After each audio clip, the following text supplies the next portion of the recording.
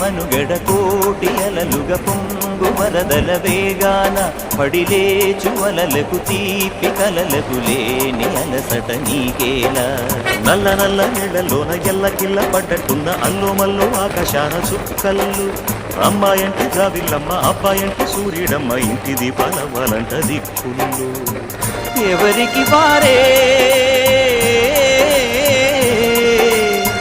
యమునకు నీరే రేవు నీరు నావదంట నావతోడు రేవుదంట పంచుకుంటే గోరువంక వాలగానే గోపురానికి స్వరాల గణగణ గంటలే మోగనేలా గోపబాలుడొచ్చినాక గోకులానికి పెదాల కిలకిలా పువ్వులే పుట్టలే